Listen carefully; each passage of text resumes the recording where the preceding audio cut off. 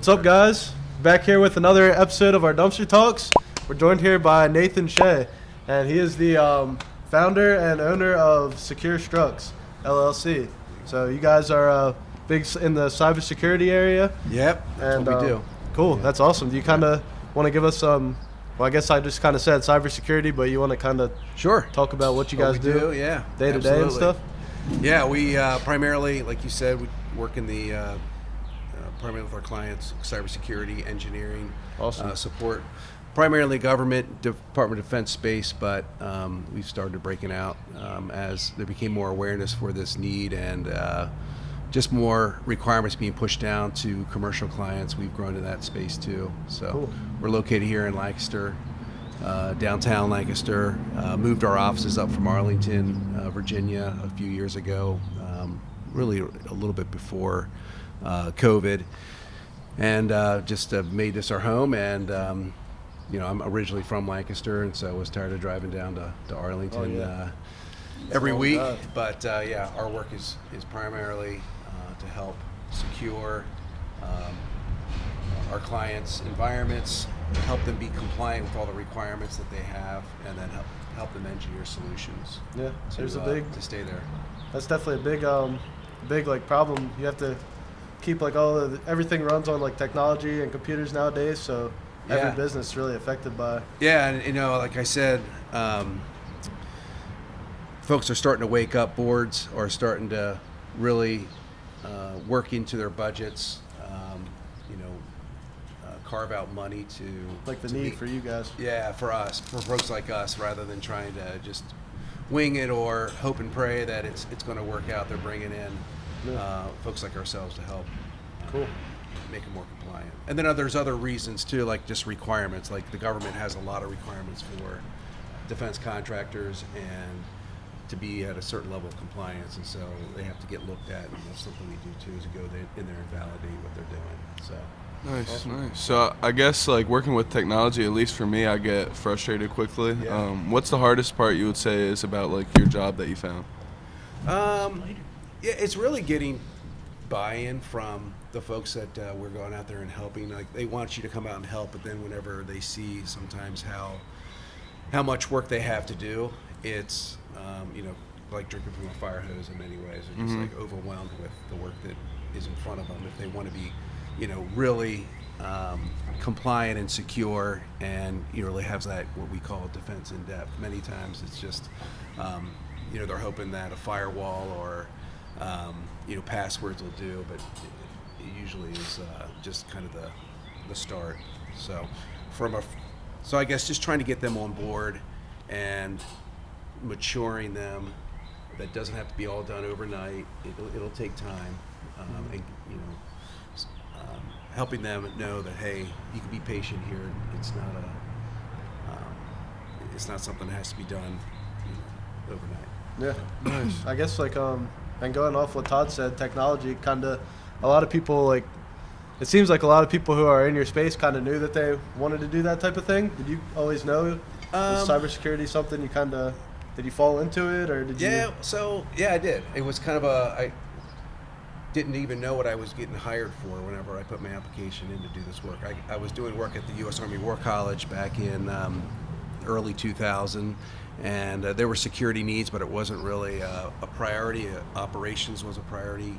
Getting ones and zeros to go across the wire was a priority. Keeping things on was a priority. And then I took a job with an agency called DISA, Department of Information Systems Agency, up in Chambersburg, and they write a lot of the requirements for the Department of Defense on how to stay secure. So if you have a Windows server, they're going to write, this is how you do it step by step, all these security settings. And so really didn't know what I was necessarily applying for when I took that job, and then I traveled really all over the world, helping different agencies and bases become secure, do their audits, making sure that those gap assessments, so that where they were deficient, we would give them a path to how they could be more secure. So that was like 2004, and I've been doing that ever since. In 2013, I started our company, Secure Structs, and just saw a real need for these defense contractors, a real need for them to become secure, and they were starting to become interest, but they didn't really know how to navigate, didn't know how to secure their environments. So we've been doing this for 10 years, and we're like, we can help you out. And that's really where we got our start as a company. Really flipping the tables instead of going out there and saying, hey, you guys are terrible, doing an audit, punching them in the nose and saying, good luck. We said, hey, we're going to do this audit, but then we're going to help you fix this. We're going to come beside you and navigate you through, these security requirements, and just be more of a partner and less of an auditor. Yeah. And so it's kind of just evolved from there, and we really do think of ourselves as partners with our clients, and so. Yeah, Nice. that makes sense. Sorry. Did you always know that you wanted to be a business owner? No, not really. I think in 2008, though, I started to get the itch. Started the company. Didn't really do a whole lot with it, but didn't really bring on employees. Just did some projects here and there. And then in 13, really saw some opportunities, and said, okay, we're going to do this jump. I'm not sure what it looks like. I'm not sure if I'm ready, but we're going to jump in here and start taking on some employees, and had some opportunities that came in front of us, and it's slowly but surely grown, and it's been a great ride, and learn a ton about yourself. You learn a ton about how to communicate, and become much more aware of your blind spots. Would you say that, I guess, so you started the company then 10 years ago? Yeah. Did you think that it went fast? And how was it like in the beginning? I guess you started, the defense contracts, they didn't really do any cybersecurity, I guess. Yeah, I mean, before. a lot of the defense contractors, didn't think that they really needed to be compliant. And then in about 2016, 17, a lot of requirements came pushing down on them, and then all of a sudden it was like, oh wow, we have to get our house in order here. But yeah, we're coming up on 10 years. I like to say, the days are long, the years are short, and you look back and it did fly, but when you're in it, you're like, wow, these are long days, and you learn a lot all along the way, and who knows what it's going to look like in 10 years from now, but we've been blessed, and like I said, May of this year will be our 10-year anniversary. We're looking forward to celebrating that. Congrats. Yeah. Congrats. Yeah. Not to cut you, how important do you think it is to take that risk, though? Because, I'm sure, how you said, it's long days. I'm sure it wasn't easy to start it, and a lot of people are scared to even take that risk, but it's obviously been paying off. How important do you think that that is? I mean, you got to have a little bit of appetite for that, and you can't be afraid to fail. I was telling Gil, I think earlier, that at your age, you can make 15, 20 mistakes between now and 30 and recover, big mistakes. Start a couple companies, fail, learn a ton, and then start another one and get good at it. You guys are young, and there's not too many things that you're going to do. If you got your head on straight, you make these mistakes, you'll learn a lot, and that's really what it's all about, is just learning from those mistakes. Every day. I don't know if you guys ever play those video games where you're starting out and it's all black, and as you move along, it starts to become more clear, and the terrain opens up, and you kind of as you get better at the game, you get more visibility. It's kind of like that with a business. It's every day, there's these little dark spots that you're still discovering and becoming aware, and so Always learning, and always failing. I mean, that's how you learn. Is hopefully sometimes, and that's something we talk about as a team, is hey, you failed, great. What did you learn? And then celebrating those failures, because we were able to learn from them, and hopefully, not make them again. But nothing wrong with a new failure and a new recovery. So, Yeah, for sure. so anyway, as young guys, you guys have a ton of opportunity to fail and learn, and but hopefully your 10-year self from now will look back and be like, wow, I learned a lot. And I can't believe I'm standing where I'm at. How many employees did you start with? Well, it was just me to start, and then slowly brought in some folks, grew pretty quickly in the 2015, 2016. We did a lot of work at the Pentagon and had an opportunity to bring on, a good chunk of employees and grow with inside the work we were doing there. And so now we're about 45 employees, and really throughout the country. We have about 10 or 12 here in Lancaster, or in the proximity of Lancaster, Pennsylvania. And then the rest of them are scattered throughout the country, supporting clients. Some are working out of their homes, some are traveling into the sites. A lot of the work we do is in the classified side, so you just can't do that from your home. You got to go into their facilities and do the work there. And then there's some people that just every day go to support the same client. So it's a mix, but yeah. What would you say for someone that wants to get into the field of what you do? How would they go about it?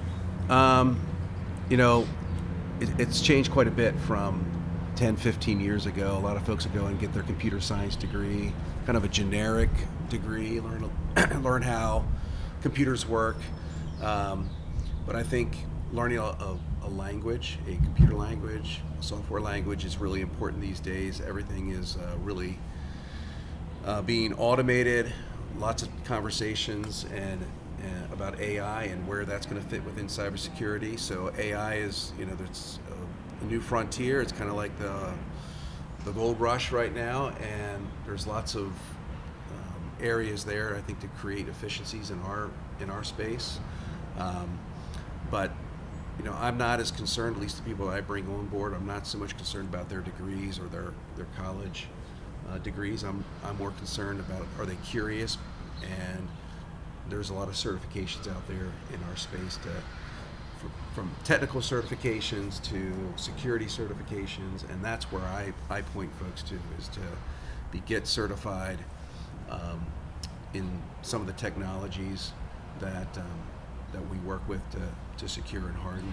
So college degree to me is just not as important and I think that's becoming more and more in many fields. It's just not as critical. Obviously, still to be a doctor and an attorney, you need to go through the boards and that classical training. But for us, there's so many ways to attack this. But being curious and wanting to learn and putting the time in is really, we're looking for folks like that.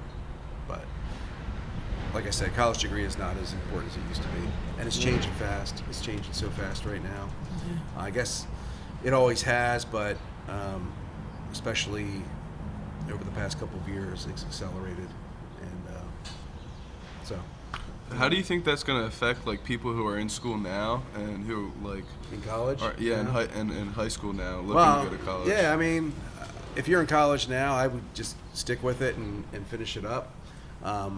I think there's still a lot to be said about having a college degree, and that you were able to accomplish typically a four-year or a four-year degree. It takes a lot of time and planning and just a lot of grit to all right, another paper, another semester, but not quitting and giving up.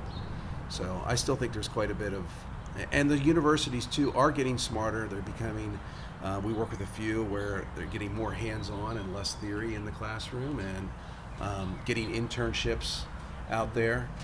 So they are getting better at it. I just think you could probably get to point B a lot faster by just getting certifications, getting specific classes, specific courses, and doing that versus taking the gym classes and Psych 101 and all that. Yeah, it's easier to learn, if you're going towards a specific job, it's easier to just learn doing that job. Yeah, I think about what you guys are doing. If you had a 4-year degree in recycling, you would be like, oh my gosh, I could, what Dan is doing here and what you guys are learning here, nothing, no 4-year degree is going to prepare you for this. Yeah. And, it definitely gives you the overall knowledge that you need, but I feel until you get actually in the field, you'll never learn it. A lot of theory, and that's where I think the universities are getting smart. At least the ones that are doing cybersecurity programs, they're getting interns, much earlier in their junior year, senior year. They're getting more hands-on because nothing beats it than a bunch of book theory. So That's very true. Sure. We can kind of switch over a little bit outside of your job. You were mentioning you had a son that is also our age. Yeah. How is it kind of just balancing out like your family life and yeah, this my kind of work also? I've got 5 kids. Wow. 4 of them are 16 and older. I have a daughter that's a nurse at LGH at their heart unit. She just got that job, graduated last year. I have a son who's moving back from California. He's with the ministry, and not quite sure what he's going to do next, but he's figuring that out, and he'll have it figured out by the end of summer. Oh, yeah. And then I have a daughter that's coming home from Costa Rica today. She took a gap year down in Costa Rica to learn Spanish, and just looking forward to having her home. Yeah. And Did you get to see her? You said she's coming home today? Tonight. Wow. Tonight, That's midnight exciting. tonight, so we'll pick her up. Cool. And then I have a daughter, she's in high school, 16, over at LCCS. And she plays basketball, and she'll be a junior next year. Cool. And then I have a 5-year-old boy. So that's a whole different podcast. But I have a 5-year-old boy, and he's a crazy, full of energy kind of guy. So, Dan's making some noise up in there. yeah, all right. Technical That's right. difficulties. Good job, Dan. Hopefully everybody's okay. It's all good. You got it. Love it. Now he's trying to be quiet. But yeah, what do you think is the biggest challenge, I guess, balancing out your work and home life, would you say? How do you deal with that Yeah, type I mean, of stuff? it's always a challenge, but you have to be intentional. I would say earlier on when you're starting the company out, there's a lot of burning the midnight oil. Back in the day for me, it was, I was still billing and helping the client out, and then going home at night and trying to run the business at night. It's been great, and we brought in a leadership team, and we've been able to develop that leadership team out, and so I don't have to bill to the client anymore, but I can be more in the business itself. So it really is just being intentional about, hey, 5-6 o'clock, that lid of the laptop's going down, and it's family time unless there's an emergency, or it's just that balance. Yeah. Getting to sleep is critical. There was a lot of sleepless nights, or waking up with sweating bullets early on just whatever it was. But getting good 8 hours of sleep, getting good exercise is just important if you're going to be able to do well at the business. Yeah. So you can come ready, and just presenting yourself well to the employees, and so it's really important. Health, sleep, diet, it all bleeds into work. Gotta pay attention to all of it. For sure. You mentioned you put together a leadership team, and Dan mentioned you guys are in Vistage together and you're in peer groups. Yeah. I know Alex is in Vistage, and I'm Great. looking to get into a peer group. How important do you think it is to number one, send your employees to that kind of stuff, and just having the trust to have a leadership team and kind of putting some of your I guess you would say part of your role into other people?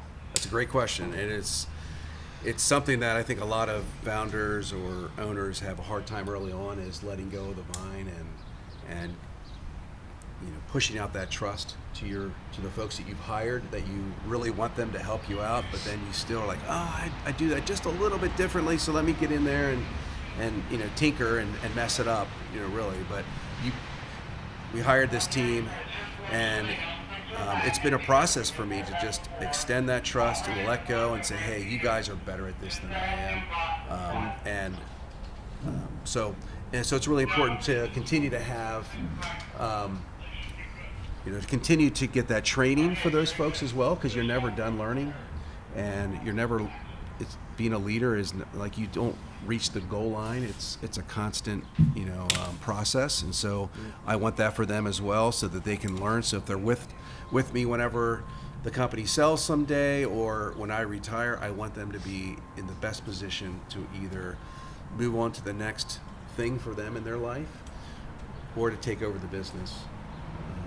So it's critical, and it's I'm a big advocate for getting our folks in as much as possible so that they can grow in their roles and lead. We're all leaders to one degree or another, and whether it's a small team or just yourself, you have to manage yourself, and if you can't manage yourself well, it's going to be tough for you to manage your team as well. So giving them the tools and also the peer group that they can bounce ideas off and say, hey, I'm not alone.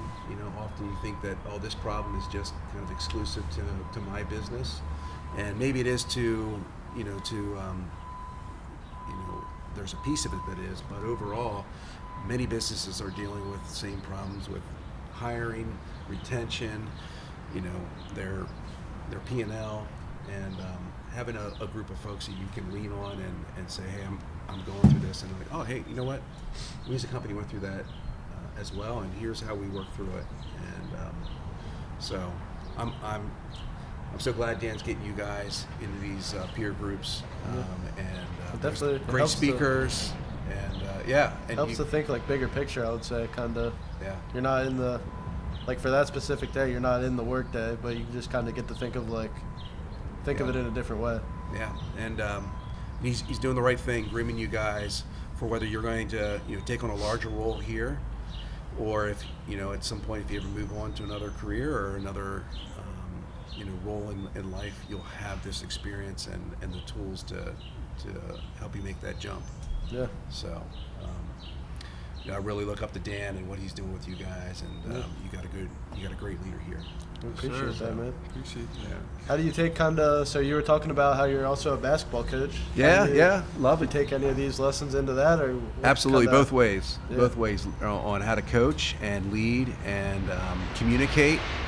And I thoroughly enjoy the coaching. Yeah. I'm an assistant coach, and I get to learn from great coaches around me. I get to contribute and feed into kids' lives, and help them get better at something I love. I've always done since about 6th grade, playing basketball, and so Awesome. it's taught me a lot. It's taught me endurance, persistence, grit, and that bleeds into the work life as well. And I always love hiring folks that played a sport or a team sport, because it helps you be many times the sport that you're in when you're younger or in college. You have to learn to be a good team player, to be sacrificial, to help your team out. And so I love hiring folks that have a sports background or a team background. It doesn't have to be basketball, but Help keeps a good culture. help keep a good culture, and they're just good. Typically, they're good team players. Some of my best employees are folks that have played a sport. Is there anything you could teach this guy in basketball? How's this form? What's your form? My shot? Yeah. Probably top 5 ugliest forms, Top but it five. goes in. Well, you know what? We teach. Goes in. It's called beef, right? Balance, eyes, elbow, follow through. Just. I actually need that. It's an ugly shot. But We're gonna get some. We gotta get some games. I remember going. watching it as a kid. I remember listening kids. as a kid to this cassette tape. This guy would talk about shooting form. It was beef, balance, eyes, elbow, follow through. And so I've always remembered that.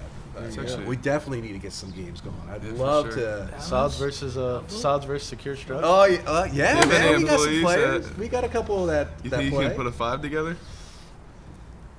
Sure. We got our five. We got It might be men and women basketball team, but that's all right. Sounds good. Hey, we have a lady. I always love busting her chops on it. We have a lady that works for us that's in our sales. She was a 1,000-point shooter or scorer Oh, wow. in high school. That's it. So I always You have guys fun with will that. probably win with that.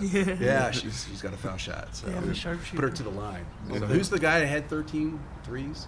Well, that's Isaiah behind the Isaiah, camera. man, 13 in a row or 13 in a You row, just man. have That's you Curry just have to level. get in his head. The kid behind Talk the to him. camera. Yeah, it's great. So cool. Yeah, I don't know what should we get into next. Talk about AI. We can talk a little bit about AI if you want to, segment that. Every part time out. I go I'm not an expert at AI. Everyone around me is using it.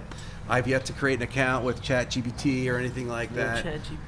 But At our Vistage group last month, one of the guys that works for Cargus, who does software and stuff, they they are using ChatGPT a little bit already to help them. So we kind of did a presentation on that. And it's interesting to see all the. Some of our folks are using it for marketing. We have some folks creating scripts, and just helping to do our job a little easier. Like I said, it's kind of like the gold rush right now. Whatever it was, 1800s, and just a lot of people jumping on board to figure out how to best use this. And there's a lot of opportunity there. And I think every company is trying to figure it out how to best use it. So I think there's a ton of use cases right now for cybersecurity, and there'll be other industries that'll be affected by it.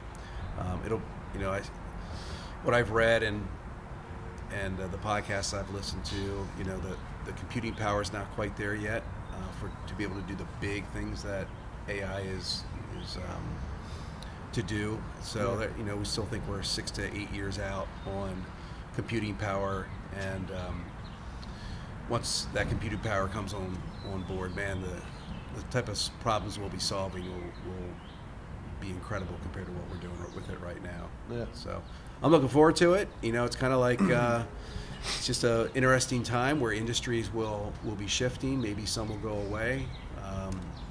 Many will look differently. Yeah. And that's great. We're gonna have to evolve with it and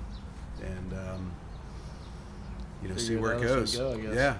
I feel like that's okay. I feel like with social media, people are so quick to get scared about that. Also with some of the events we go to, we see all these new robots technically of that they're doing jobs for people, but it also causes more opportunity for people because there's going to be someone who needs to run the machine and know how to run it. So can't be afraid of moving to the car and away from the horse and buggy. Yeah. And there's a lot of things that people had businesses. The typewriter, that poor industry is dead for the most part, and computers are have taken over. So there's going to be shifts, and you can either run from it or you can embrace it and try to see where it fits within your organization. I don't know what it will do with you guys, but who knows? Maybe you'll be predicting copper prices and nickel prices, and maybe help our inventory stuff. Help some inventory. Help inventory. Yeah, who knows? For sure. I think, but that is a good point. It just kind of has to. We have to let it evolve before we're going to use it. Yeah, or mess up a lot. Get in there, get your hands dirty, mess up,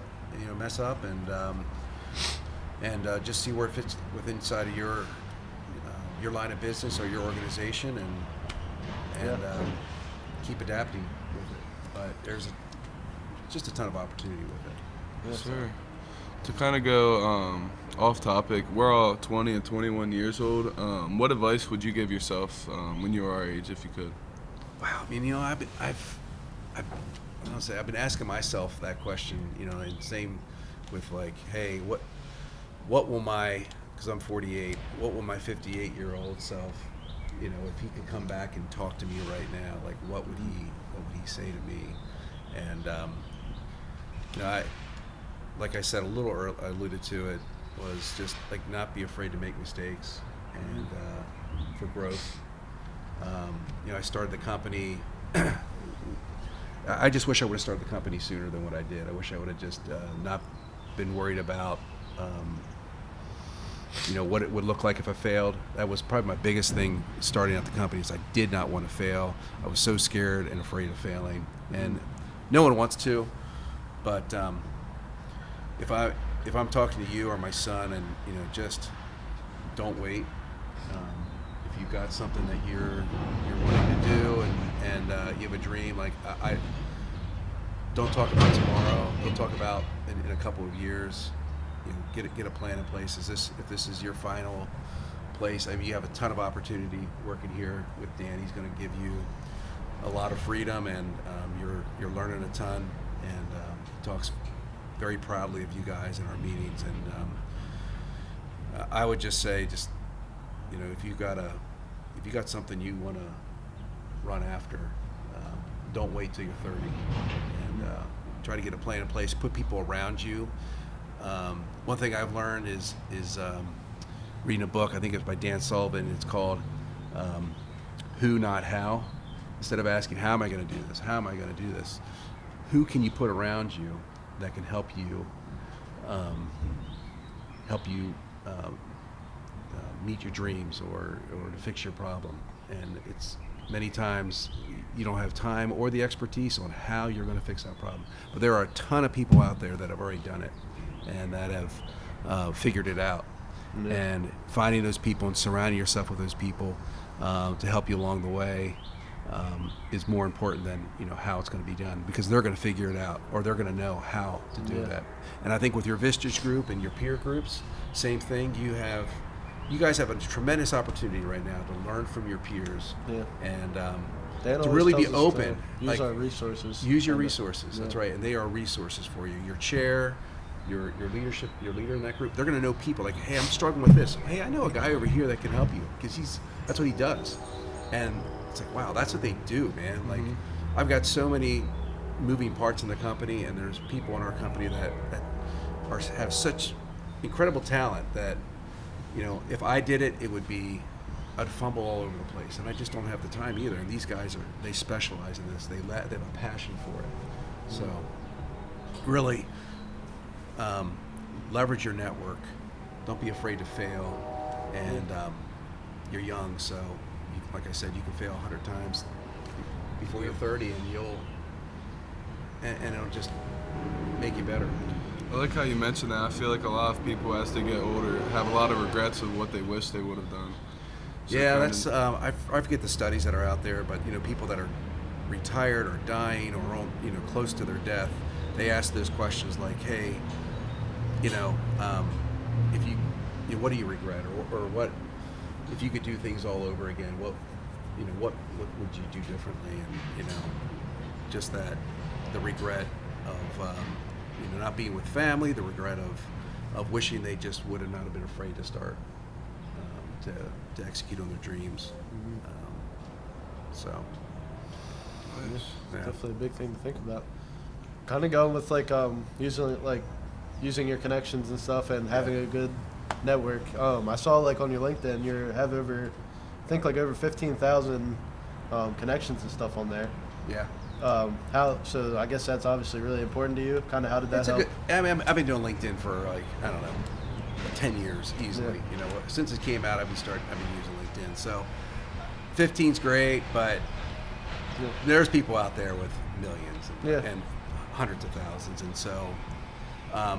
But it is great to be able to leverage. I mean, obviously, they're not 15,000 of my closest friends here. Yeah, but it's just people you're connected with. But it's people you're connected with, and you can do a lot of crowdsourcing with that network too. And be like, hey, I'm dealing with this, or I got a problem, and you can, have a couple scenarios out there for them to choose from, and do some type of poll, and you can learn a lot from your network, and then not just the feeds and what they're talking about, but you can really be more intentional by polling your network, and so.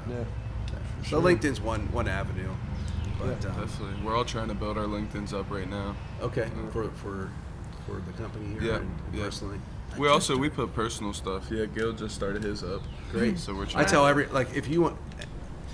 if you're starting out, you have a resume. That's great. The resume, your email, and maybe tailoring that a little bit to the work that you're going after. But I tell everyone graduating high school, get a LinkedIn account. That is your resume in many ways. I know when I get a resume, I'll read through it, and then I'll go out there and look into social media and see if it jives. And LinkedIn should probably jive with your resume. The things that you're interested in, the certifications that you have, the things you're affiliated with, and and then I always see what people are commenting on and what kind of posts they're putting out there too. So I'd also be careful with the kind of things you put out there, because it can always come back. It could always come back, and I always got that told to me. Growing up, to never post nothing that you don't want to see in the future. Yeah. Because I heard colleges can Absolutely. Just grab Colleges something and just jobs will use look it at against your- you. Absolutely, and I mean, just keeping it professional on LinkedIn, and you have your other social media platforms to do more personal stuff. But I have plenty of connections that are doing fun stuff on there, but it tend to be more on the personal or more on the professional side of things. So, For sure. but it's a great tool for letting people know what you're doing, and then gives insight to others on the things that you're interested in outside of work as well. So the type of organizations that you're affiliated with, the passions that you have. So it's cool. So Yeah, that's cool. Is there any kind of like any other passions or activities you kind of do other than coaching, yeah. being with the family, running the business? Yeah, it takes up a lot of time, but I would say more recently is just I've been turned on to a school in Haiti You did talk that about that. just it lost its funding back in January, and from the main funding source, and a gentleman I know picked that funding back up and presented the opportunity to me to help out. And so it's a school of about 130 kids, all K through 6th grade, and just a lot of opportunity to help with the schoolyard, with the education, with the church that's down there, and so it's been something that it's kind of been put in front of me as an opportunity, and so I've been down there once already, and then in May we're going to go back down, and we're going to clean up the soccer fields, put some playgrounds in, put a fence around it, work with some water. That's why I love what you guys are doing. I mean, you go down to Haiti, and there's just so much junk everywhere, and it's so much pollution. And you guys, you contain it, you figure out how to resell it, to reuse it, and there's just the water is you can't drink the water down there, and yeah, it really is. And so you just have a lot of like plastic as well that they just look almost like those sun-kissed boxes that they drink the water and they just throw it out. And so trying to help give them clean sources of water as well. So that's something I've been become more passionate about and want to get more involved in. And yeah, but That's cool. So We talked with like one of the leaders of one of the Chamber of Commerce's that we're involved with. We had her on for a dumpster talk, and she was just talking like the importance in her life about volunteering and stuff. That it kind of just it does something good for the brain, really. Like it just makes you feel good, and yeah. And looking outside of yourself, I mean, it's really easy to become self-absorbed and woe is me on your day-to-day problems, and then when you're helping other people out that are in need, in greater need too, it's just like, wow, I have so much to be thankful for, and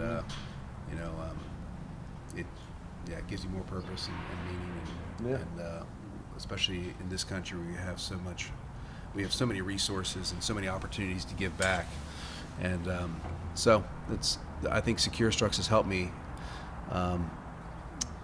It took a little while, but it's given me a little more freedom to be able to, of time and resources to help organizations out, especially this one in particular. So cool. It's awesome. Yeah. So. You have anything you want to ask us, or you guys have any last questions? I think I hit everything. Yeah, I'll just say I really appreciate it. When we met or we started talking about this a couple weeks ago at that Steve Wozniak event at the High Center, I just came up to you guys and was just like, hey man, I love watching what you guys do. I love your podcast. I love what Dan's doing, and I'm glad. It's great to watch you guys take this on and do this. Like, there's no bosses around here. It's just you guys running this, and I'm sure you'll edit and do your thing. And so I love the vibe. I love the dumpster. Thank you. Appreciate that. Thank you for taking the time. It's a great vibe, man. Because Come visit is there us. anyone else doing a dumpster talk? Do you guys know? I don't know. I think we became the dumpster talk guys. Yeah, So, for sure. Yeah, man, this is great. So, Yeah. I didn't know what I could contribute, because I'm in a whole different industry. But This was great. think it's been a we good made one. the offer. I was like, what the heck, man? Yes, sir. Well, we appreciate you taking the time. Yeah, it's fun. And if this makes production, great. If it doesn't, I don't care. Oh, we're gonna make production. But it's great to Yeah. it's great just to meet you guys and see what Dan's doing. Like, and whenever he had his tour here, I wasn't able to make it with the Vistas group. Oh, And yeah. now, so him giving me a quick tour is like, wow, this place is you got a lot going on. Yes, It's sir. great. Sure. Awesome. Well, thank you for coming in, man. We You bet. appreciate it. Alex, Yes. You have a good one. yes, Thank you sir. guys for watching. Gil. Oh, that was Thank you, guys. bad. Oh man, bring it in. Oh, come on, no, we gotta do better. We gotta do better. There we go. We're working on this Show 'em handshake. All right. That's good. We'll see Thank you you, guys on guys. the next one. Thank you guys.